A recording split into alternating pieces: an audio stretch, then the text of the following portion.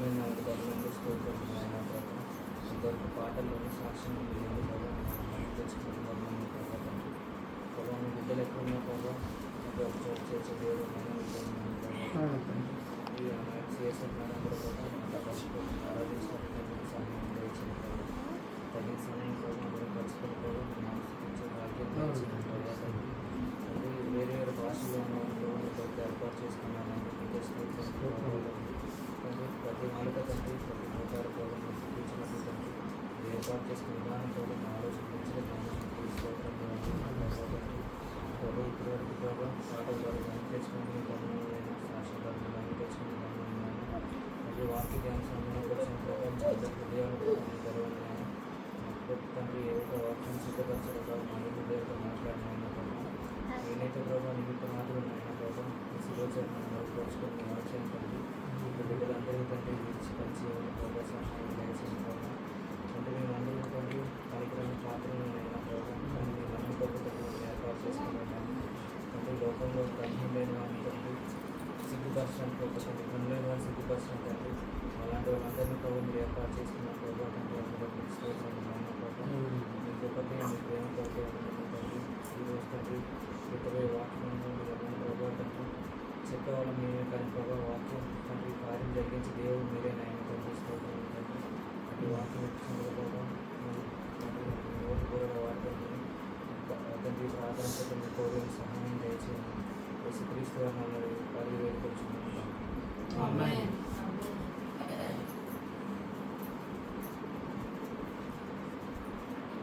Traditions ఉంటాయి हर एक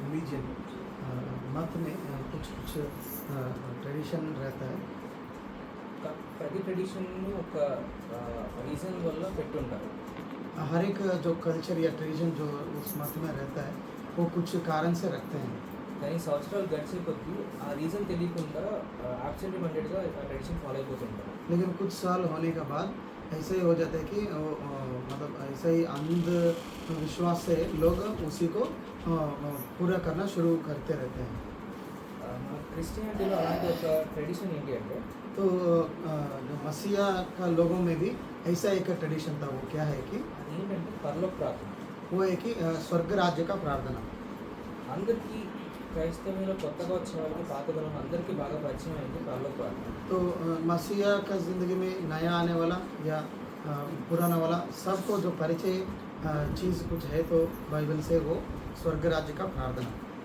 కానీ ఏంటంటే అనేక సార్లు మనం దాన్ని మనస్ఫూర్తిగా కాకుండా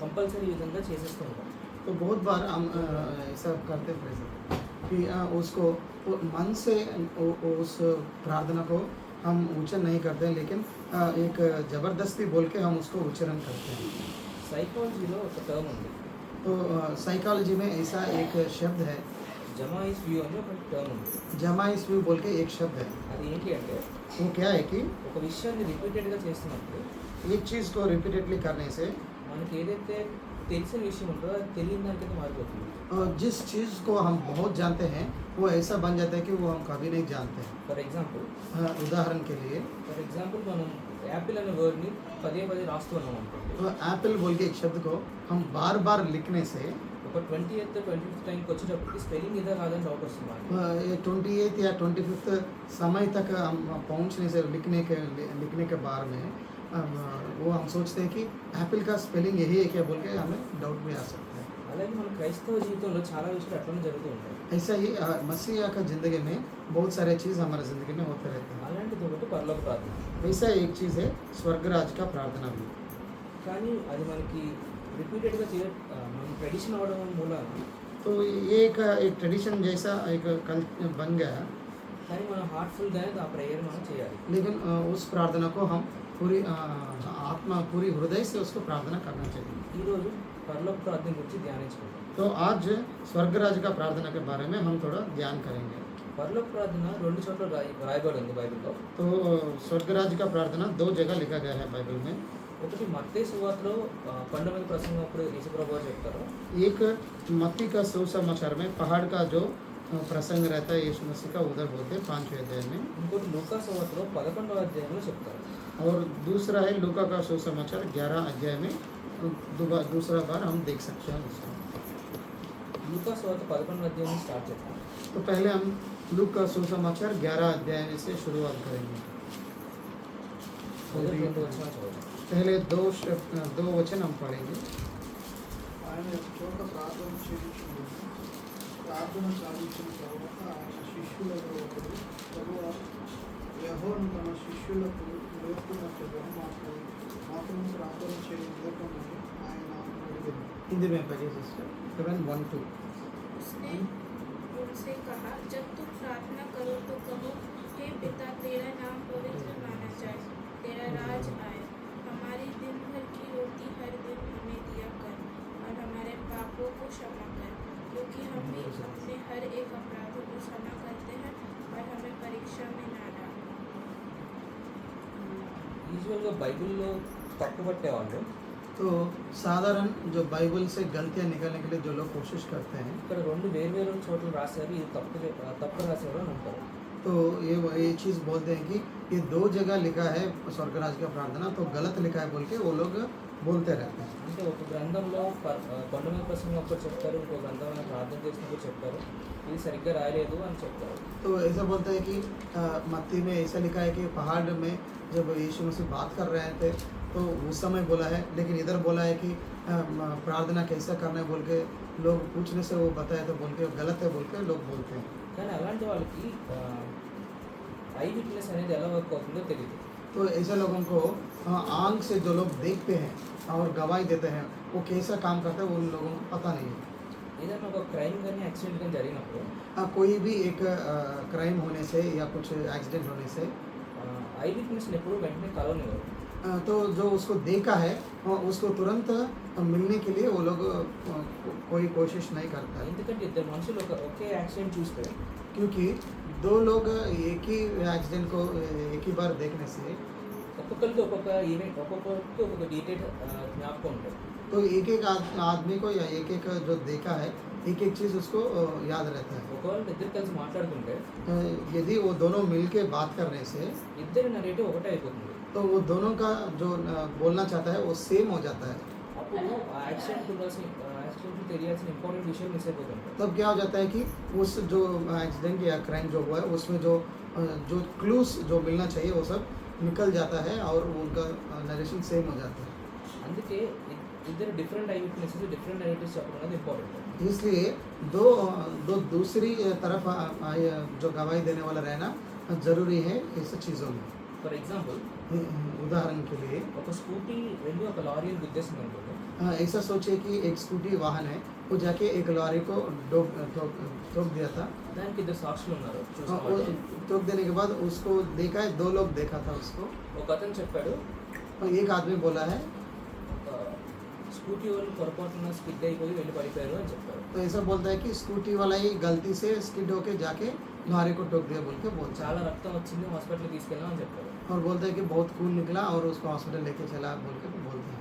ఇంకో అతను చెప్తాడు और दूसरा व्यक्ति बोलता है, ఈ లారీ వాళ్ళు ఎప్పుడు ఇలా చేస్తారండి, రోడ్డు పక్కనే ఆపుతారు, అందుకే యాక్సిడెంట్ అవుతాయి అని చెప్తారు. तो दूसरा व्यक्ति ऐसा बोलता है कि लॉरी वाले हर वक्त रोड का दूसरे से बगल में ही रखते हैं, इसकी वजह से बहुत सारे एक्सीडेंट होता है बोल के वो लोग बोलते हैं। ఇద్దరికి డిఫరెంట్ నెరేటివ్. और वो दोनों जो बोला है वो दोनों दूसरा डिफरेंट नरेशन है, కానీ రెండిట్లోనే యాక్సిడెంట్ అవడం అనేది కామన్. लेकिन दोनों में एक ही चीज़ सेम था, वो क्या है कि एक्सीडेंट हुआ। అందుకే రెండు డిఫరెంట్ నెరేటివ్స్ ఉంటుంది ఎప్పుడైనా ఇంపార్టెంట్. इसलिए दो नरेशंस रहना कभी भी ज़रूरी है। ఇక్కడ యేసుప్రభు పరలోక ప్రార్థన రెండు చోట్ల రెండు డిఫరెంట్ ఇన్సిడెంట్స్లో ఎందుకు ఉంది అంటే तो इधर दो जगह में स्वर्गराज का प्रार्थना किस लिए है कि యేసుప్రభు వారు కొన్ని విషయాలు తన శిష్యులకి రిపీటెడ్గా చెప్తూ వచ్చారు. तो यीशु मसीह अपना चेलों को कुछ चीज़ बार बार बोलते आए हैं। ఏదైతే కొండ మీద ప్రసంగంలో చెప్పారో అది మళ్ళొకసారి వాళ్ళకి ఇంకో చోట నేర్పించారు. तो यीशु मसीह जो पहाड़ का जो प्रसंग में जो चीज़ बताया था वो दूसरे जगह में भी अपने चेलों को यीशु मसीह उसको सिखाया था। అందుకే మత్తయి మార్కు లూకా సువార్తల్లో इसलिए मत्ती मार्क और लूका का सुसमाचार చాలా చాలా విషయాలు డిఫరెంట్ ఇన్సిడెంట్స్లో చెప్పినట్టు ఉంటాయి. तो बहुत सारे चीज़ें बहुत अलग अलग जगह में बोला गया बोल के हमें लगता है पढ़ने से। మత్తయి ఒక చోట చెప్తే లూకా ఇంకో చోట చెప్పినట్టు రాస్తూ तो ఉంటాం. मत्ती एक जगह हुआ बोल के बोलने से लूका बोलेगा और एक जगह हुआ बोल के बोलता है। కానీ చెప్పినవాడు యేసు ప్రభు. लेकिन बोला है वो यीशु मसीह है। సో అందుకే డిఫరెంట్ నెరేటివ్స్ ఉండడం తప్పు కాదు. तो इसलिए डिफरेंट अलग अलग नरेशंस रहना गलत नहीं है। సో మనం లూకాసు వార్త 11వ అధ్యాయం నుంచి ధ్యానం చేసుకుందాం. तो पहले अभी लूका का सुसमाचार 11 अध्याय एक बार ध्यान कर మొదటి लेते हैं। వచనం చూసినట్లయితే पहला वचन देखने से యేసు ప్రభు వారు ఒక చోట ప్రార్థన చేస్తున్నారు. यीशु मसीह एक जगह प्रार्थना कर रहा था। లూకాసు వార్తలో అనేక సార్లు ఈ విషయం రాయబడి ఉంటుంది. लूका का सुसमाचार में ये चीज़ लिखा गया है। యేసు ప్రభు వారు అనేక సార్లు కొండ మీదకి వెళ్ళి ప్రార్థన చేశారు అని రాసి ఉంటుంది. तो यीशु मसीह बहुत बार पहाड़ का पास जाके वो प्रार्थना किया बोल के बहुत जगह लिखा है लूका का सुसमाचार में। యేసు ప్రభు వారు అనేక అద్భుతాలు చేశారు. यीशु मसीह बहुत सारे आश्चर्य चीज़ किए हैं। రోగులను స్వస్థపరిచారు. बहुत सारे बीमारी लोगों को चंगाई दिलाया था। కానీ శిష్యులు మాకు ఆశ్చర్యకార్యాలు చేసే శక్తి ఏమని యేసు ప్రభువుని అడగలేదు. लेकिन चेला लोग यीशु मसीह का चेला लोग यीशु मसीह को देख के अद्भुत कार्य करने का शक्ति हमें दे बोल के यीशु मसीह को नहीं पूछा। కానీ వాళ్ళు వచ్చి యేసు ప్రభువుని ఏం అడిగారు అంటే लेकिन यीशु मसीह को वो लोग क्या पूछा है कि ప్రార్థన చేయడం నేర్పించుకొని అడిగారు. हमें प्रार्थना करना सिखाइए प्रभु बोल के पूछा है। ఎందుకంటే యేసు ప్రభు వారి ప్రార్థనా జీవితం అనేది వాళ్ళకి ఆశ్చర్యకరంగా ఉంది. क्योंकि यीशु मसीह का जो प्रार्थना का जीवन है वो उन लोगों के लिए एक बहुत आश्चर्य चीज़ जैसा उनको लग रहा था चेलों को। వాళ్ళ యొక్క మతాధిపతులు కానీ ప్రధాన యాజకులు కానీ చేసే ప్రార్థన కంటే యేసు ప్రభు వారి ప్రార్థన చాలా డిఫరెంట్గా ఉంది. तो उनका जो मताधिपति है या प्रधान याजक है जो भी है उन सब लोगों को जैसे प्रार्थना करते हैं उनका तरीका और यीशु मसीह का जो प्रार्थना करने का तरीका वो बहुत अलग है। వాళ్ళందరూ సమాజ మందిరాల్లో కానీ పెద్ద మార్కెట్లో కానీ ప్రార్థన చేసేవారు అందరూ చూడాలి. वो लोग ऐसा करते थे कि समाज के मंदिर में या मार्केट प्लेसेस में जहाँ ज़्यादा लोग रहते हैं वहाँ जाके सबका सामने प्रार्थना करते हैं कि सारे ज़्यादा लोग देखें बोल के। అందరూ మేము ప్రార్థన చేస్తున్నామని చూడాలని చేసేవాళ్ళు. तो सब लोग ऐसा सोचते हैं कि हमारा प्रार्थना जो भी हम करते हैं सब देखना चाहिए बोल के वो लोग करते थे। కానీ యేసు ప్రభు అలా కాకుండా लेकिन यीशु मसीह उनका जैसा नहीं था। ఎక్కడైతే జనసమూహం ఉన్నారో వాళ్ళకంటే దూరంగా వెళ్ళి ప్రార్థన చేసేవారు. तो जहाँ लोग हैं उन सबसे दूर जाके वो प्रार्थना करते थे। ఇంకోటి ఎప్పుడైతే ఆయన ఖాళీ సమయం దొరికిందో అప్పుడు వెళ్ళి ప్రార్థన చేస్తూ ఉండేవాడు. तो जब भी यीशु मसीह को जो समय मिलता है वो जाके प्रार्थना करता था। ఆయన తన తండ్రితో సమయం గడపాలని అంత ఆకర్షించేవాడు. तो वो अपना पिता का साथ समय गुजरना है बोल के उतना सोचता था और वैसा करता भी था।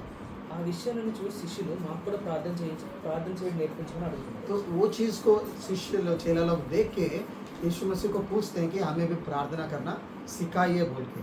రెండో వచనం చూసినట్లయితే दूसरी वचन हम देखने से మీరు ప్రార్థన చేయనప్పుడు అని అన్నారు.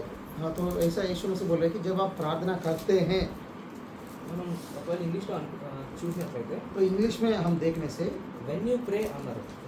जब वेन यू प्रे बोल के बोला है जब आप प्रार्थना करते हैं। కానీ ఇఫ్ యూ ప్రే అనలేదు. इफ़ यू प्रे बोल के इधर बोला नहीं। అంటే ఒకవేళ ప్రార్థన చేస్తే ఇట్లా చేయండి అనలేదు. यदि आप प्रार्थना कर रहे तो ऐसा करिए बोल के प्रभु ने बोला नहीं। మీరు ప్రార్థన చేసేటప్పుడు ఇట్లా చేయండి అన్నారు. जब आप प्रार्थना करते हैं ऐसा करिए बोल के प्रभु ने बोला था। యేసు ప్రభు వారి ఉద్దేశం ఏంటి అంటే यीशु मसीह का उद्देश्य क्या है कि మీ ప్రార్థన అనేది ఎప్పుడు మీ జీవితంలో ఉండాల్సిందే. तो ये जो प्रार्थना है आपका ज़िंदगी में कभी भी रहना चाहिए।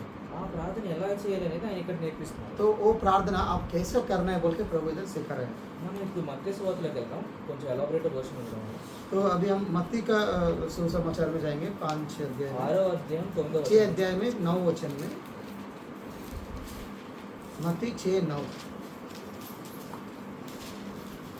కాబట్టి మీరు ఇలా ప్రార్థన చేయండి. పరలోకమందున్న మా తండ్రి, నీ నామము పరిశుద్ధపరచబడును గాక. నీ రాజ్యము వచ్చును గాక. నీ చిత్తము పరలోకమందు నెరవేర్చున్నట్లు భూమి యందును నెరవేరును గాక. మా అనుదినాహారము నేడు మాకు దయచేయండి. మా రుణస్థులను మేము క్షమించి ఉన్న ప్రకారము మా రుణములను క్షమించు. మమ్మను శోధనలోనికి తేక దుష్టి నుండి మమ్మల్ని తప్పించు. ఏలయనగా రాజ్యము బలము మహిమయు నీదై ఉంది. ఆమేన్. మనం 9th వర్స్ నుంచి చూసుకున్నట్లయితే तो 9वें वचन से हम देखने से యేసు ప్రభు వారు ఇలాగ ప్రార్థన చేయండి అని చెప్తారు. यीशु मसीह ऐसा प्रार्थना करिए बोल के बोलता है। ఇలాగ ప్రార్థన చేయడం అనేది ఇది ఒక ప్యాటర్న్ ఇవ్వడం మనకి. तो ऐसा प्रार्थना करना मतलब एक पैटर्न प्रभु दे रहा है कि ये ऐसा रीति से आप प्रार्थना करिए बोल के बोल रहे ఇదే ప్రార్థన చేయడం కాదు. हैं। यही प्रार्थना करना है बोल के नहीं है। ఇలా ప్రార్థన చేయండి, ఈ ప్యాటర్న్లో మీరు ప్రార్థన చేయండి అని ఆయన ఉద్దేశం. ऐसा प्रार्थना करिए, इस रीति से प्रार्थना करिए बोल के यीशु मसीह का उद्देश्य था। కానీ ఏ ప్రార్థన అయినా సరే लेकिन कोई भी प्रार्थना हो మనం హృదయపూర్వకంగానే చేయాలి. हमारा पूरे मन से करना चाहिए। పెదవులతో మాత్రం దేవుని ప్రార్థించడం అనేది సరైన విషయం కాదు. सिर्फ हमारा लिप्स से प्रार्थना करना वो सही चीज़ नहीं है। అందుకే దేవుడు ఇశ్రాయేలీయులను ఎప్పుడైనా ఖండించినప్పుడు इसलिए कभी भी प्रभु भगवान इज़राइल लोगों को कभी भी उसको वार्निंग करने से ఆయన అంటారు, वो बोलते हैं सर, మీరు మీ పెదవులతో స్తుతిస్తున్నారు కానీ మీ హృదయం నాకు దూరంగా ఉంది అని అంటారు. आप अपने लिप्स से मुझे प्रार्थना कर रहे हैं लेकिन आपका मन मेरे से बहुत दूर है बोल के बोलता है। మీ అర్పణలు అనేవి మీరు హృదయపూర్వకంగా తీసుకురావట్లేదు, అందుకే అవి నాకు ఇష్టంగా లేవని అంటారు. और ये भी बोलता है कि आपका जो अर्पण आप लेके आते हैं वो पूरे दिल से आप लेके आ रहे नहीं आ रहे, इसलिए मुझे वो पसंद नहीं है बोल के बोलते हैं। ఇంగ్లీష్లో సాక్రిలేజ్ అనే ఒక పదం ఉంది. इंग्लिश में ऐसा एक बात है कि एक शब्द है कि सैक्रिलाइज बोल के। అంటే ఏంటి అంటే పరిశుద్ధమైన దాన్ని మనం అపరిశుద్ధం చేయడాన్ని సాక్రిలేజ్ అంటారు. तो जो पवित्रता से जो रहने वाला चीज़ को अपवित्रता करने का चीज़ को बोलते हैं सैक्रिलाइज।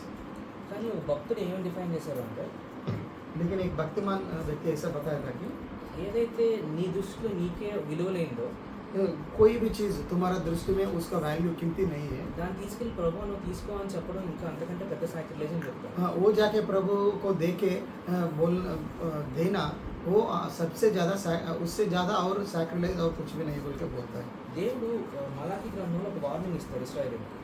मलाकी का किताब में इजराइल लोगों को प्रभु एक वार्निंग మీరు देता నాకు है। ఇలాంటి అర్పణని తీసుకొస్తున్నారు కదా, आप ऐसा अर्पण मेरे पास लेके आ रहा है बोल के बोलते, ఇవే అర్పణ మీరు తీసుకెళ్ళి మీ గవర్నర్కి ఎవరికి ఇవ్వండి, వాడు యాక్సెప్ట్ చేస్తారో చూడండి అంటారు. और प्रभु ऐसे ही बोलते हैं यही अर्पण आप जाके गवर्नर या कोई राजा को जाके देखिए वो स्वीकार करेगा के बोल के पूछते हैं। అందుకే మనం హృదయపూర్వకంగా ప్రార్థన చేయడం అనేది ఎంతైనా అవసరం. इसलिए हमारा पूरा मन से प्रार्थना करना कितना भी ज़्यादा ज़रूरी है। సో మనం పరలోక ప్రార్థనలోకి వెళ్తే तो अभी यदि हम स्वर्ग राज्य का प्रार्थना में जाने से మొదటి వర్స్ पहला वचन में పరలోకంలో మా తండ్రి అని చెప్తున్నారు యేసు. स्वर्ग राज्य में मेरा पिता बोल के प्रार्थना करता है।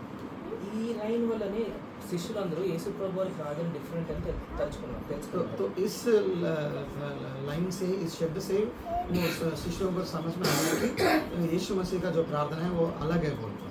ఎందుకంటే అప్పటి వరకు ఇశ్రాయేల్ సమాజంలో దేవుని తండ్రి అని పిలవడం అనేది చాలా తక్కువ, तो రేర్. क्योंकि उस समय तक इजरायलियों का समाज में प्रभु को परमेश्वर को पिता बोल के बुलाना वो बहुत रेयर था। వాళ్ళు ఆయనకి భయంకరమైన దేవుడు సైన్యం తెచ్చిపోతే కానీ తండ్రి అని పిలవడం అనేది చాలా तो తక్కువ. वो लोग ऐसा जानते हैं कि वो भयंकर परमेश्वर है, वो सैन्यों सेनाओं का यहोवा है बोल के अधिपति है बोल के वो जानते हैं, लेकिन पिता बोल के कभी वो लोग पुकारा नहीं। కానీ యేసు ప్రభు వారు వచ్చాక लेकिन जब यीशु मसीह आया था మనందరినీ ఆయన తండ్రితో సమాధానపరిచి तो हम सबको पिता का साथ समाधान में शांति में लेके आया మనందరినీ కుమారులను చేశాడు ఆయన. और हम सबको उनका जैसा कुमार बना दिया ఆయనతో పాటు సమాన వారసులు మనకు చేశాడు. और उनका समान वारस हमें बना दिया। అందుకే మనకి ఆయన తండ్రి అని పిలిచే ఒక హక్కు వచ్చింది. इसलिए हमें एक राइट मिला कि पिता बोल के हम पुकार कर सकते हैं। కానీ ఆయన పరలోకం ఉన్న తండ్రి, लेकिन वो स्वर्ग राज्य में रहने वाला परमेश्वर है। మన ఎర్త్లీ ఫాదర్ లా కాదు, హెవెన్లీ ఫాదర్ ఆయన. वो हमारा इस संसार का पिता जैसा नहीं है, वो हेवनली फादर है, स्वर्ग राज्य का ఎర్త్లీ पिता है। ఫాదర్స్తో ఎట్లా ఉంటామో అట్లా ఉండడానికి వీలు లేదు. हम जैसे एर्थली फादर के साथ रहते रिश्ता रहता है वैसे हेवनली फादर का साथ नहीं रहना चाहिए। ఆయన మన తండ్రే కానీ పరలోకం ఉన్నాడు. वो हमारा पिता है लेकिन वो स्वर्ग राज्य में है। ఆయనకి మనకు అంత వ్యత్యాసం ఉంది, గ్యాప్ ఉంది. उनका और हमारा बीच में बहुत गैप है। ఆ రెస్పెక్ట్ రివరెన్స్ అనేది మన ప్రార్థనలో ఎప్పుడు రిఫ్లెక్ట్ అవుతూ ఉండాలి. तो वो जो रेस्पेक्ट है और वो इतना दूर में प्रभु आसान है बोल के वो रेवरेंस हमारा प्रार्थना में जरूर रहनी चाहिए। చాలాసార్లు మన ప్రార్థన और बहुत बार हमारा प्रार्थना ఆయన గురించి కన్సిడర్ చేయకుండా, ఆయన రెస్పెక్ట్ ఇవ్వకుండా, ఎవరి సన్నిధిలో ఉన్నామో ఆలోచించుకొని చేసేస్తూ ఉంటాం. तो हम किसका सानिध्य में हैं और प्रभु को इज्जत नहीं देते हुए ही हम बहुत बार प्रार्थना में करते रहते हैं। చాలాసార్లు ఈ లోకంలో ఉన్న అధికారులకు ఇచ్చేంత రెస్పెక్ట్ కూడా మనం దేవుడికి ఇవ్వలేం. तो बहुत बार इस संसार में जो नेता लोग हैं या अधिकारी लोग हैं उनको जितना भाव देते हैं उतना भाव हम प्रभु को नहीं देते हैं। కానీ అలా ఉండకూడదు. इसलिए हम वैसे नहीं रहना चाहिए। మలాకి గ్రంథం 1వ అధ్యాయం 6వ వచనం చూస్తున్నాం. तो मलाकी का किताब पहला अध्याय 6 वचन में ऐसा है, కుమారుడు తన తండ్రిని గణపరచును గదా, దాసుడు తన యజమానుని గణపరచును గదా. నా నామంను నిర్లక్ష్య పెట్టు యాజకులారా, నేను తండ్రినైతే నాకు రావాల్సిన ఘనత ఏమాయను? నేను యజమానునైతే నాకు భయపడు వాడెక్కడ ఉన్నాడు అని సైన్యములకు అధిపతి యెహోవా మిమ్మల్ని అడుగగా ఏమి చేసి 1:6 पढ़ सकते हैं। మలాకి 1:6 पुत्र पिता का और दास स्वामी का आदर करता है। यदि मैं पिता हूँ तो मेरा आदर कहाँ है? और यदि मैं स्वामी हूँ तो मेरा भय मानना कहाँ? सेनाओं का यह हुआ, तुम याजकों से भी जो मेरे नाम का अपमान करते हो यही बात पूछता है, परंतु तुम पूछते हो हमने किस बात में तेरे नाम का अपमान किया है? ఇక్కడ దేవుడు ఇశ్రాయేలుని ఏమని అడుగుతున్నాడంటే, इधर परमेश्वर इजराइल लोगों को क्या पूछ रहे थे, మీరు నన్ను తండ్రి అని పిలుస్తున్నారు, ప్రభు అని పిలుస్తున్నారు. आप पिता बोल के बुला रहे हैं, प्रभु बोल के बुला रहे हैं। నేను తండ్రిని అయితే నాకు ఇవ్వాల్సిన ఘనత ఎక్కడ ఉంది? यदि मैं पिता होने से जिस भाव मुझे देना है वो कहाँ है? మీరు ఆ రెస్పెక్ట్ లేకుండా నాతో పాటు నడిచేస్తున్నారు. तो मुझे जो इज्जत देना है वो इज्जत ना देते हुए मेरे साथ आप चल रहे हैं बोल के बोलते हैं। ఇలాగ దేవుడు మనం ఎప్పుడు అడగకూడదు ఫ్యూచర్లో. हाँ, ऐसा प्रभु हमसे भी नहीं पूछना चाहिए हमारा ज़िंदगी में, भविष्य में भी। అందుకే దేవుడికి ఏ రెస్పెక్ట్ ఇవ్వాలో, ఏ భయభక్తులు మనం కలిగి ఉండాలో దాంతోనే ప్రార్థన చేయాలి. इसलिए प्रभु को जो इज्जत हम देना है, जैसा भाई प्रभु को माना है उसका अनुसार हम प्रार्थना करना चाहिए। మనం ఎవరి సన్నిధిలో ఉన్నామో ఆలోచించుకొని ప్రార్థన చేయడం हम ఎంతైనా అవసరం. किसका सन्निधि में हम है बोल के सोच के प्रार्थना करना बहुत ज़रूरी है। అందుకే పరలోకం మా తండ్రి అని మొదలు పెట్టారు యేసు ప్రభు. इसलिए यीशु मसीह ऐसा शुरुआत करते हैं कि स्वर्ग राज्य में रहने वाला पिता बोल के बोलते हैं। నెక్స్ట్ పరలోక ప్రార్థనలో నెక్స్ట్ లైన్ చూసుకున్నట్లయితే, और स्वर्ग राज्य का प्रार्थना में दूसरा लाइन में हम देखने से నీ నామం పరిశుద్ధపరచుకొని కాక అన్నారు. तुम्हारा नाम पवित्र हो बोल के बोलता है। ఇక్కడ ఆయన నామము అంటే इधर उसका नाम मतलब है कि దేవుడి యొక్క క్యారెక్టర్. प्रभु का जो गुनगुना है। ఎప్పుడైనా చాలా మందికి నార్మల్గా అనే విషయం ఏంటంటే, साधारण लोग कभी भी ऐसा बोलते हैं कि మీ నాన్నగారి పేరు పాడు చేయకపోవు అని చెప్తారు. तुम्हारा पिताजी का नाम को गलत नाम लेके नहीं आना बोल के बोलते हैं। అంటే ఏంటి అంటే ఆయనకు ఒక క్యారెక్టర్ ఉంది, ఆయన గురించి అందరికీ ఒక ఉద్దేశం ఉంది, దాన్ని పాడు చేయకు అని చెప్తారు. तो उसका मतलब क्या है कि उसका ऑलरेडी एक एस्टेब्लिश्ड एक गुनगुना है, वो अच्छा कैरेक्टर है, तो उसको आप खराब नहीं करना बोल के बोलते हैं। అలాగే ఇక్కడ తండ్రి యొక్క క్యారెక్టర్కి తండ్రి యొక్క క్యారెక్టర్ वैसे ही इधर परमेश्वर का पिता का एक कैरेक्टर है। ఆ క్యారెక్టర్ ఎప్పుడు పరిశుద్ధపరచబడాలి అని మనం ప్రార్థన చేయాలి. तो वो जो गुनगुना है वो कैरेक्टर है, वो पवित्र होना चाहिए बोल के आप प्रार्थना करना चाहिए। మన ప్రవర్తన ద్వారా కానీ మన మాటల ద్వారా కానీ ఆయన నామానికి ఎప్పుడు అపకీర్తి తీసుకురావాలి. यदि हमारा प्रवर्तना से या हमारा कैरेक्टर से प्रभु का नाम को अपवित्रता हम कभी भी लेके नहीं आना चाहिए। హీబ్రూలో కానీ గ్రీక్లో కానీ పరిశుద్ధ అనే దానికి రెండు అర్థాలు ఉన్నాయి. तो हेब्री या ग्रीक में परिशुद्ध पवित्रता के बारे में दो मीनिंग है। ఒకటి మోరల్గా పరిశుద్ధిగా ఉండడం, एक है आप मॉरल वैल्यूज़ का अनुसार परिशुद्ध रहना या पवित्र रहना, ఇంకొకటి సెపరేట్గా ఉండడం, ప్రతిష్ఠితులుగా ఉండడం. और दूसरा है कि सबसे अलग रहना या प्रतिष्ठित रहना। ఈ రెండు దేవుడి విషయంలో ఎప్పుడు రైట్. ये दोनों प्रभु का या पिता का मामला में सही है। దేవుడు పరిశుద్ధుడు, प्रभु पवित्र है, కానీ తన గుణాలన్నింటిలోనూ తన విషయాలన్నింటిలోనూ ఆయన అతీతుడు, అందుకంటే సెపరేట్గా ఉన్నాడు. उसका गुनगुना में भी हर सब चीज़ों में भी वो हर सब से अलग है और बहुत उन्नति में है। అలాంటి ఆయన నామం ఎప్పుడు పరిశుద్ధంగానే ఉండాలి అని మనం ప్రార్థన ఉండాలి. इसलिए प्रभु का नाम कभी भी पवित्र रहना है बोल के हम प्रार्थना करना चाहिए। నెక్స్ట్ వర్స్ చూసుకున్నట్లయితే, और दूसरा वर्ष हम देखने से నీ రాజ్యం వచ్చిన కాక तुम्हारा राज्य आना चाहिए बोल के प्रार्थना। ఎందుకు అంటే ये प्रार्थना किस लिए करते हैं? పరలోకమందు నీ చిత్తం ఎలా నెరవేరుతుందో భూలోకమందు కూడా అలాగే నెరవేరాలి. तो स्वर्ग राज्य में तुम्हारा इच्छा जैसा पूरा हो रहा है, इस संसार में भी आपका चित्त जो है वो पूरा होना चाहिए। అలా జరగాలంటే ఆయన రాజ్యం ఇక్కడ రావాలి. ऐसा होना चाहिए तो प्रभु का राज्य धरती में भी आना है। ఎందుకంటే ఆయన చిత్తం ఏదైతే ఉందో इसलिए कि प्रभु का चित्त जो है అది ఎప్పుడు మంచిదే. वो कभी भी अच्छा ही है, మనకందరికి క్షేమకరమైంది, మేలుకరమైంది. वो हम सब के लिए वो क्षेम कारक है और अच्छा ही है। అందుకే ఆయన రాజ్యం రావాలని కోరుకోవాలి. इसलिए प्रभु का राज्य आना है बोल के हम प्रार्थना करना है। మనం అందరికి బాగా రిలేట్ అయ్యే విషయం ఏంటి అంటే हम सब जो जानते हुए चीज़ क्या है कि మనం అందరం ఇక్కడ నాన్ నేటివ్స్. हाँ, हम सब इधर रहने वाला, इस जगह से जन्म लिए वाला तो नहीं है। మనందరం ఇక్కడ ఈ క్వార్టర్స్లో ఏమన్నా కొనుక్కునేటప్పుడు కానీ ఏమన్నా డెకరేట్ చేసేటప్పుడు కానీ ఇక్కడ ఎక్కువ కాలం ఉండం కదా అని మినిమల్గానే ఉంచుకుంటాం లైఫ్. तो हम कभी भी इस क्वार्टर में रहने से भी हम इधर ज़्यादा नहीं रहने वाले हैं, तो कोई भी चीज़ डेकोरेट करने के लिए या कुछ करने के लिए हम ज़्यादा पैसा नहीं लगाते हैं। మన సొంత ఊర్లో ఇంట్లో ఎలా డెకరేట్ చేసుకుంటాం, ఎట్లా వస్తువులు కొనుక్కుంటాం, ఇక్కడ కొనుక్కోము. तो हमारा ही खुद घर में हम कितना अच्छे से चीज़ खरीदते हैं करते हैं, वैसा इधर हम नहीं करते घर को कुछ ఎందుకంటే करने के మనకి लिए, ఇక్కడ ఉండే టెంపరీనెస్ మనకు బాగా తెలుసు. क्योंकि हमें पता है कि इधर हमारा जितने दिन रहते हैं इधर टेम्पररी है, कुछ दिन के लिए बोल के हमें ज़्यादा पता है। కానీ అన్ఫార్చునేట్గా लेकिन अनफॉर्चुनेटली क्या हो रहा है कि మనకి భూమి మీద ఉన్న జీవితం కూడా టెంపరీ అనే విషయం మనకి జ్ఞాపకం ఉండదు. लेकिन ऐसा हो जाता है कि इस संसार में हमारा ज़िंदगी भी टेम्पररी है बोल के हम याद नहीं करते हैं। మన జీవితం ఎలా నడుస్తుంది అంటే हमारा ज़िंदगी ऐसा चलता है कि ఇక్కడే లైఫ్లో ఇంకా మొత్తం అంతా మన జీవితం మొత్తం ఇక్కడే, చనిపోయిన తర్వాత కూడా ఇక్కడే బతుకుతాం అని ఉన్నట్టు మన జీవితం ఉంటుంది. हम ऐसा सोचते हैं कि मौत होने के बाद भी हमारा ज़िंदगी इस संसार में ये बोल के ऐसा हम जीते रहते हैं। కానీ దేవుని వాక్యం ఏం చెప్తుంది అంటే लेकिन प्रभु का वचन क्या बोल रहा है कि ఫిలిప్పీలకు రాసిన పత్రిక फिलिपियों का किताब में 3వ అధ్యాయం 20వ వచనం 3 और 20 वचन एक बार देखिए। फिलिपी 3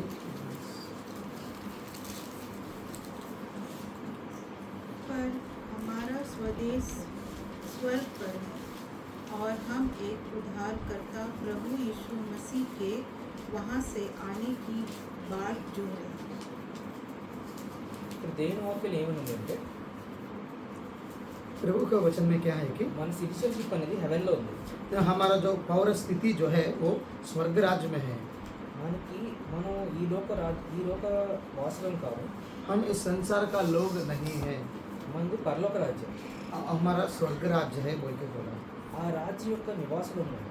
उस राज्य का निवासित लोग हैं हम। అక్కడ మన రాజు ఎలా పరిపాలన చేస్తాడో మనకు తెలుసు. उधर हमारा राजा कैसा हमें परिपालन करेगा हमें पता है। ఆయన రాజ్యం నీతి గలది, ఆయన పరిపాలన నీతి గలది అని మనకు తెలుసు. तो उसका राज्य नीति से चलता है, उसका परिपालन जो रहता है नीति वो नीति से चलता है। మన రెవల్యూషన్లో రాయబడినట్టు तो प्रकट रेवलेशन का किताब में ऐसा लिखा गया है कि ఎప్పుడు కన్నీటి చుక్కలు ఉండవు, और कभी भी उधर आंसू नहीं रहेगा। దేవుడే వాళ్ళ బాష్పబిందువులు తుడిచివేస్తాడని ఉంటుంది. प्रभु ही खुद उन लोगों का आंसू को हटा देगा बोल के उधर लिखा गया है। మన రాజు యొక్క రాజ్య పరిపాలన అలా ఉంటుంది. तो हमारा राजा का जो राज्य का परिपालन है वो वैसे रहती है। కానీ ఆ రాజ్యం ఇక్కడికి రావాలనే కోరిక మనకు ఉండాలని దేవుడికి ప్రార్థన చేయాలి. लेकिन वैसा राज्य इस धरती में आना है बोल के हमारी इच्छा रहना है बोल के इस प्रार्थना करना है बोल के ఆ प्रार्थना రాజ్య करना వ్యాప్తి జరిగితేనే है। उस राज्य का व्याप्ति होने से ही ఆయన చిత్తం ఏదైతే ఉందో అది భూమి మీద నెరవేరుతుంది. उनका इच्छा जो है वो इस धरती में पूरा होगा। అందుకే నీ రాజ్యం వచ్చిన కాక ప్రార్థించి యేసు ప్రభువు చెప్తుంది. इसलिए आपका राज्य आना है बोल के प्रार्थना करिए बोल के प्रभु बोल रहे हैं। మనం మత్తయి సువార్త 6వ అధ్యాయం 11వ వచనం చూసుకున్నట్లయితే मत्ती का 6-11 वचन में फिर से एक बार देखने से ఈ రోజు మాకు కావాల్సిన ఆహారం దయచేయమని చెప్తుంది. इस दिन का जो खाने का जो आहार है वो हमें प्राप्त करवाइए बोल के उधर बोला गया है। చాలా మంది భక్తులకి बहुत सारे जो भक्तिमान लोगों को హిస్టరీలో ఉన్న భక్తులందరూ हिस्ट्री में जितने सारे भक्तिमान लोग ఈ हैं వర్స్ని ఇంటర్ప్రిట్ చేయడానికి చాలా ఇబ్బంది పడ్డారు. इस वचन को मतलब इंटरप्रेट करने के लिए या उसका मीनिंग समझाने के लिए बहुत कोशिश की, मुश्किल भी हो रहा था हम लोग। ఎందుకంటే ఇంత స్పిరిచువల్గా ఉన్న ప్రేయర్ మధ్యలో क्योंकि- ఆహారం గురించి ఆకలి గురించి ఎందుకు చెప్పారు ప్రభు అనేది మనకు అర్థం కాదు. क्योंकि इतना आत्मीय रीति से जो प्रार्थना चल रहा है तो इधर खाने के बारे में खाना के बारे में प्रभु क्यों प्रार्थना करने के लिए बोला है बोल के इधर लोग सोचते हैं। కానీ लेकिन మనం ఈ ప్రార్థన ఎలా స్టార్ట్ చేసామంటే తండ్రి అని స్టార్ట్ చేసాం. लेकिन हम इस प्रार्थना को कैसे शुरुआत किया, पिता बोल के शुरुआत किया ना। తండ్రికి మన అవసరాలు ఏమన్నా తెలుసు. पिता को हमारा जो अवसर जो ज़रूरत है वो जानते हैं। అందుకే యేసు ప్రభు వారు इसलिए यीशु मसीह మీ యొక్క డైలీ అవసరాలు కూడా దేవుడి గురించి దేవుని ప్రార్థన చేయాలని నేర్పిస్తున్నారు. तो आपका हर दिन का जो आवश्यकता रहता है, ज़रूरतों रहता है, उसके लिए भी प्रभु को प्रार्थना करने बोल के हमें इधर प्रभु सिखा रहा है। చాలా వరకు గ్రీక్ కల్చర్లో बहुत बार ये जो ग्रीक का कल्चर में हम देखने से ఫిజికల్ విషయాలన్నిటికీ సెకండరీ ప్లేస్ ఉంటుంది స్పిరిచువల్ విషయాల కంటే. तो भौतिक संबंधित चीज़ों को सेकंड प्लेस रहता है या आत्मिक संबंधित चीज़ों से भी। కానీ మన దేవుడు అలా కాదు.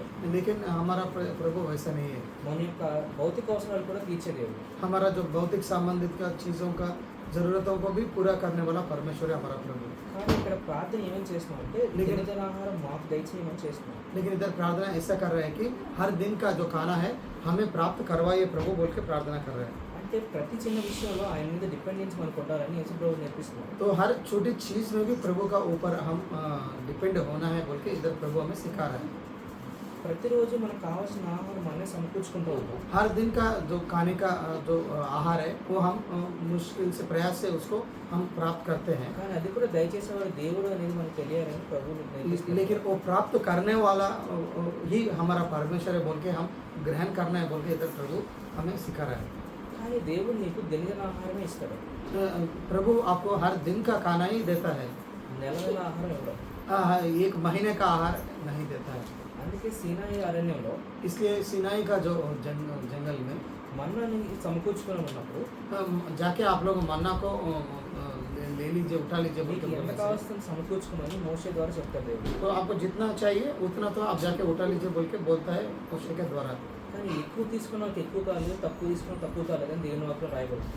लेकिन ऐसा बोला गया है कि जो ज़्यादा लिया उसको ज़्यादा नहीं हुआ, जो कम लिया उसको कम नहीं हुआ बोल के वचन में बोला गया है। ఎందుకంటే దేవుడు ఆ దినానికి కావాల్సిన ఆహారం మాత్రం వాళ్ళకి సమకూర్చాడు. क्योंकि उस दिन को वो लोग को खाने के लिए जो चीज़ चाहिए उस दिन को प्रभु ने उसको दिया है। ఎందుకంటే మన దేవుడి మీద కాన్స్టెంట్ డిపెండెన్సీ ఉండాలి. इसलिए कि हमारा जो डिपेंडेंसी गॉड पे वो निरंतर रहना चाहिए। అదే విషయాన్ని దేవుడు మనకు నేర్పిస్తున్నాడు. वही चीज़ प्रभु हमें इधर सिखा रहा है। ప్రతిదినం మనం ఆయన సన్నిధిలోకి వెళ్ళి ఆ రోజు అవసరాల కోసం ప్రార్థన చేస్తూ ఉంటాం. हर दिन हम प्रभु का सन्निधि में जाके हर दिन का अवसर के लिए प्रभु को हम प्रार्थना करना चाहिए। మనం ముందుకు వెళ్ళినట్లయితే हम आगे जाने से నేను మా ఇళ్ళ రుణంగా ఉన్న వాళ్ళని క్షమించడానికి మా రుణాన్ని క్షమించమని చెప్తాను. तो ऐसे बोला कि हमें हिंदी में एक बार पढ़ेंगे सिस्टर, 12th वर्ष एक बार पढ़ना, मत्ती का 12th वर्ष हिंदी में 6:12। और जिस प्रकार हमने अपने अपराधियों को क्षमा किया है वैसे ही तू भी हमारे अपराधों को क्षमा कर। ఇక్కడ దేవుడు ఏమని నేర్పిస్తున్నాడు అంటే इधर प्रभु क्या सिखा रहा है कि మన ఎదుటి వాళ్ళు మన వైపు చేసిన తప్పులన్నీ అవి అప్పుల్లో ఉన్నాయని చెప్తున్నాడు. तो हमारे सामने जो भी हमारा ऊपर जो भी गलतियाँ दूसरे लोग किया वो एक डेप्थ जैसा हमें दिख रहा है बोल के, ऋण जैसा एक दिख रहा है बोल के प्रभु बोल रहे हैं। ఎందుకంటే మన పాపంలో దేవుని దృష్టికి రుణాల్లానే ఉన్నాయి. क्योंकि हमारा जो पाप वो सब भी प्रभु का सामने एक ऋण जैसा या डेप्थ जैसा दिख रहा है। అవి మనం తీర్చినాం కాబట్టి యేసు ప్రభువు వారు వచ్చి తన రక్తం ద్వారా క్రయధనం చెల్లించారు. क्योंकि वो डेप्थ को वो पाप हमारा पापों का ऋण जो है उसको हम निकाल नहीं पाएंगे, इसलिए यीशु मसीह खुद आके अपना लहू बहा के उस डेप्थ को क्लियर किया है। యేసు ప్రభువు వారు మనం చేసిన పాపాలన్నింటినీ ఆయన క్షమించారు కాబట్టి कि यीशु मसीह जैसे इन सब पापों को हमने किया उसको माफ़ किया है बोल के, ఆ క్షమం పొందిన వాళ్ళమై वो क्षमा को प्राप्त करने वाला जैसे మన వైపు ఎవరైతే తప్పులు చేశారో మనం క్షమించాలని हमारा కోరుతున్నాం. हमारा तरफ हमारे ऊपर कोई भी गलतियाँ ऐसा करेंगे उनको हम माफ़ करना चाहिए। దీని గురించి యేసు ప్రభు వారు ఒక ఉపమానం చెప్తారు. इसलिए यीशु मसीह एक उपमान बोलते हैं। అది ఏంటి అంటే ఒక రాజు ఉంటాడు, तो क्या है कि एक राजा रहता है, అతనికి ఒక సేవకుడు ఉంటాడు. उनका एक सेवक रहता है, ఆ సేవకుడు 10,000 దీనారాలు అప్పు ఉంటాడు. वो 10,000 दिनार उनको डेप्थ रहता है। ఆ రాజు వచ్చి అప్పు తీసుకుని అడిగినప్పుడు वो राजा आके उसको वो पैसा दे दो बोल के पूछने से అతను బతిమాలుకుంటాడు, నేను కట్టలేనని బతిమాలుకుంటాడు. वो बोलता है कि मैं इतना पैसा दे नहीं सकता हूँ, मेरे पास नहीं है बोल के उसको बहुत प्रलाप करता है। సో రాజు జాలిపడి క్షమించేస్తాడు. तो राजा थोड़ा दया दिखा के ठीक है बोल के उनको माफ़ी कर देता है। ఈ సేవకుడికి ఇంకొకడు 100 దినాలు అప్పు ఉంటాడు. लेकिन इनको और एक सेवक रहता है, वो इनसे 100 दिनार डेप्थ रहता है। వీడు వెళ్ళి వాడిని తీర్చమని అడిగినప్పుడు ये जाके उसको मेरा 100 देनार का पैसा दे दो बोल के जब पूछने से వాడు కూడా నేను ఈరోజు తీర్చలేనని చెప్తాడు. तो वो भी बोलता है कि मैं भी वो पैसा दे नहीं पाऊंगा बोल के उसको प्रलाप करता है। కానీ ఈ సేవకుడు అతన్ని జైల్లో వేస్తాడు. लेकिन ये सेवक क्या करता है, गुस्सा होकर उसको जाके चरसाला में डाल देता है। ఈ విషయం రాజుకి తెలుస్తుంది. ये खबर राजा तक पहुंच जाता है। రాజు అతను అడుగుతాడు, राजा उसको बुलाता है और पूछता है, నేను నిన్ను ఎలా క్షమించాను, నువ్వు కూడా అతను క్షమించాలి కదా అని అడుగుతాడు. मैं तुझे जैसा माफ किया तुम भी उसको माफ करना चाहिए ना बोल के पूछता है। అప్పుడు రాజు కోపం వచ్చి ఇతను కూడా జస్టర్లో వేయిస్తాడు. तब राजा को बहुत गुस्सा होकर इसको भी जाके चरसाला में डाल देता है। యేసు ప్రభు ఇక్కడ అదే విషయం నాకు నేర్పిస్తున్నాడు. यीशु मसीह हमें इधर यही चीज़ सिखा रहा है। నేను ఎంత పాపినో అనేది మనకు తెలియాలి. तो हम कितना घोर पापी है वो हम पहले जानना चाहिए। అలాంటి ఇంత ఘోర పాపిని దేవుడు యేసు ప్రభు ద్వారా క్షమించాడు. और मेरे जैसे इतना भयंकर पापी को प्रभु यीशु मसीह के द्वारा माफ किया है। దేవుడు నన్ను ఇంత పాపిని క్షమించాడు కదా, प्रभु ऐसा घोर पापी में हूँ तो मुझे प्रभु मुझे माफ किया है। నా ఎండ ఒకరు చేసిన పాపాలు నేను ఇలాగే క్షమిస్తాను అని నేర్చుకోవాలి.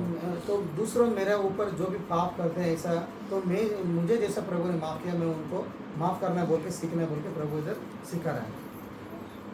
అందుకే మనం 14వ వచనం చూసుకున్నట్లయితే इसलिए 14th वर्ष को हम देखने से మనం ఇతరుల పాపాలను క్షమిస్తేనే దేవుడు మన పాపాలను క్షమిస్తాడని हम చెప్తున్నాడు. दूसरों का पापों को माफ करने से हमारा पापों को प्रभु माफ करेगा। उनके प्रभु का वचन बोलता है। ఎందుకంటే నువ్వు నిజంగా క్షమ పొందిన వాడిని అయితే इसलिए कि तुम यदि सच्चाई में सच में प्रभु का माफी को प्राप्त किया है तो నువ్వు క్షమ పొందిన వాడిని ఇతరులు కూడా క్షమిస్తావు. तुम दूसरों को भी क्षमा कर सकते हो क्योंकि तुम प्रभु का क्षमा को प्राप्त किया है। అటువంటి క్యారెక్టర్ మనలో ఉండాలని యేసు ప్రభు ఇక్కడ ऐसा నేర్పిస్తున్నాడు. गुनगुना हमारे में रहना है बोल के प्रभु बोल रहा है। అందుకే మనం ఇతరుల పాపాలను క్షమించాలని యేసు ప్రభు కోరుకుంటున్నాడు. इसलिए हम दूसरों का पापों को माफी करना है बोल के प्रभु चाहता है। ఇదే పరలోక ప్రార్థనలో ముందుకు వెళ్తే यही स्वर्गराज का प्रार्थना में आगे जाने से శోధనకు తెగ దృష్టిని తప్పించమని చెప్తున్నాడు. हम शोधना में ना गिरते हुए दुष्ट आत्मा से हमें रक्षा करिए बोल के प्रार्थना करता है। ఇది నేను చిన్నప్పుడు చదివేటప్పుడు ये जब मैं बचपन में पढ़ रहा था అదేంటి మనం పాపాల నుంచి టెంప్టేషన్స్ గురించి ఎందుకు ప్రార్థన చేయాలి, మనం వాటిని జయించాలి కదా, అట్లా పడకూడదని ఎందుకు ప్రార్థన చేయమంటారు అని నాకు డౌట్ వచ్చేది. तो मुझे ऐसा लगता था कि हम शोधना में नहीं गिरना चाहिए ना, तो हमें उसके लिए प्रयास करना है, तो उसके लिए प्रार्थना क्यों करना है बोल के मुझे डाउट आता था। కానీ భక్తులందరూ ఏం చెప్తున్నారంటే लेकिन जो भी भक्ति लोग हैं वो लोग क्या बोल रहे हैं कि మనం ఫస్ట్ బైబిల్లో చూసుకున్నట్లే మొదటి కొరింథీ పత్రిక हम पहले वचन में देखने से पहला कोरिन्थियों का किताब में 10వ అధ్యాయం 13వ వచనం చూస్తున్నారు. 10 अध्याय 13 वचन में देखने से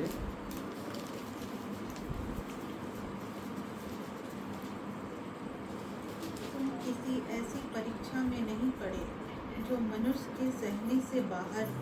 परमेश्वर सच्चा है और वह तुम्हें सामर्थ्य से बाहर परीक्षा में ना पड़ने देगा, वरन परीक्षा के साथ निकास भी करेगा कि तुम सह सको।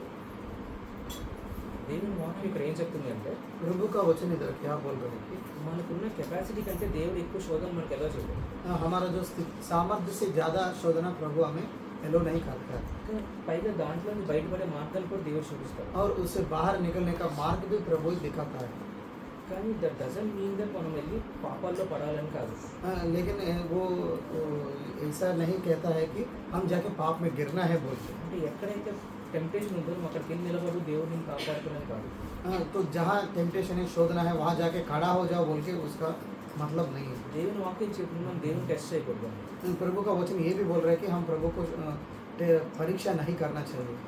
దేవుని వాక్యం ఇక్కడ మనకి ఏమైనా ఆదరిస్తుందంటే మనకు శక్తికి మించి దేవుడు శోధనలు మనకు ఎలా చేయడు. तो प्रभु का वचन हमें क्या आदरण इधर दे रहा है कि हमारे सामर्थ्य से ज़्यादा प्रभु हमें परीक्षा को शोधना को अनुमति नहीं करता है। కానీ మనం దేవునిలో ఎదుగుతున్నప్పుడు लेकिन हम जब प्रभु में ग्रो होते जाते हैं మన యొక్క శోధన యొక్క శక్తి కూడా పెరుగుతుంది. तो हमें जितना जो शोधना हमें मिलता है या दुख तकलीफ वो भी बढ़ता जाता है, ఎందుకంటే అప్పుడు దేవుని కొత్తగా నమ్ముకున్నప్పుడు क्योंकि वो बहुत पहले कोई प्रभु को स्वीकार करने से వాడికి దొంగతనం అంటే పాపమని తెలిసి ఉండొచ్చు. उसको पता हुआ होगा कि चोरी करना पाप है बोल के దాని నుండి వాడు జయించవచ్చు ఆ శోధనని. उनसे वो जीत प्राप्त कर सकता होगा। కానీ దేవుళ్ళు ఎదుగుతున్న కొద్దీ దేవుడు వాడికి ఏం నేర్పిస్తాడంటే लेकिन वो जब प्रभु में ग्रो होते जाने से वचन से उसको क्या सिखाता है कि నీ పొరుగువాడు ఏదైనా దాన్ని ఆశించినప్పుడు పాపం మీద దేవుడు నేర్పిస్తాడు. तो प्रभु उनको ये सिखाता है कि दूसरों का चीज़ों को तुम चाहता है तो वो भी पाप है बोल के प्रभु का वचन बोलते हैं. సో అప్పుడు వాడి పరీక్ష యొక్క స్థాయి పెరుగుతుంది, బలం तो పెరుగుతుంది. तब उनका परीक्षा का स्थिति और वो भी बढ़ जाती है और उसका शक्ति भी बढ़ जाती है. అందుకే యేసు ప్రభు ఇక్కడ మనకి ఏం నేర్పిస్తున్నారు అంటే इसलिए यीशु मसीह में इधर क्या सिखा रहा है మీరు कि శోధనలో పడకుండా మాకు సహాయం చేయి ప్రభు అని ప్రార్థించమని చెప్తున్నారు. तो अब हम शोधना में ना गिरने के लिए हमें सहायता करिए बोल के प्रभु को प्रार्थना करिए बोल के इधर सिखा रहा है. ఇక్కడ ఏవైతే 3 వచనాలు మన గురించి యేసు ప్రభు చెప్పారో इधर जो 3 वचन जो यीशु मसीह हमारे लिए जो बताए गए ఆ हैं 3 విషయాలు దేవుడి మీద కాన్స్టెంట్ డిపెండెన్సీ గురించి మనకు నేర్పిస్తుంది. वो तीनों चीज़ प्रभु का ऊपर निरंतर डिपेंडेंट होने चीज़ें सिखा रही है. అలాగే లాస్ట్లో ऐसे ही आखिरी में రాజ్యము శక్తి బలము నీది అని చెప్తున్నారు. तो राज्य शक्ति और बल आपका ही बोल के बोल रहा है. ఇంగ్లీష్లో హిందీలో ఈ మిస్టేక్ జరగదు, కానీ इंग्लिश और हिंदी में शायद ये गलती नहीं होगा, తెలుగులో చాలా మంది ప్రార్థన చేసినప్పుడు ఒక మిస్టేక్ ఏం జరుగుతుంది, लेकिन तेलुगु में जब लोग प्रार्थना करते हैं वो गलती क्या होता है कि రాజ్యం బలం నీవై ఉన్నావు ప్రభు అని చేస్తారు. నువ్వే ఆ రాజ్యం అని చేస్తారు. राज्य और बल आप में है बोल के वो प्रार्थना करते हैं. కానీ దేవుని వాక్యం ఏముందంటే लेकिन प्रभु का वचन में क्या है कि అవన్నీ నీవి అని ఉంది. वो सब आपका है बोल के बोला गया है. సో పరలోక ప్రార్థన దేవుడు మనకి ఇలాగే నేర్పించారు. तो इसलिए स्वर्गराज प्रार्थना जो प्रभु ऐसा सिखाया है कि ఇందులో ఫస్ట్ 3 విషయాలు తండ్రి గురించి పరలోకం గురించి ఉన్నాయి. तो पहला 3 चीज़ें पिता का बारे में और स्वर्गराज का बारे में है. అలాగే మన అనుదిన ప్రార్థనలు కూడా ये ऐसे ही हमारा हर दिन प्रार्थना भी తండ్రి గురించి, తండ్రిని మహింపరచడం గురించి ముందు ఉండాలి. तो पिता के बारे में, पिता को महिमा करने के बारे में हमारा प्रार्थना में रहना चाहिए. ఆయన రాజ్య వ్యాప్తి గురించి మనం ప్రార్థనలు ఉండాలి. उसके बाद उसका राज्य का व्याप्ति के लिए हमारा प्रार्थना में रहना चाहिए. ఆయన చిత్తం జరగాలనేది మన కోరిక ఉండాలి. उनका इच्छा पूरा होना है बोल के हमारा इच्छा होना चाहिए. ఆ విషయాలన్నీ మన ప్రార్థనలో ముందుగా ఉండాలి. वो सब हमारा प्रार्थना में पहला होना चाहिए. ఆ తర్వాతే మన వ్యక్తిగత విషయాలన్నీ దేవుని సన్నిధిలో కుమ్మరించుకోవాలి. उसका बाद ही हमारा जो व्यक्तिगत चीज़ों को प्रभु का सन्निधि में हम लेके आना चाहिए.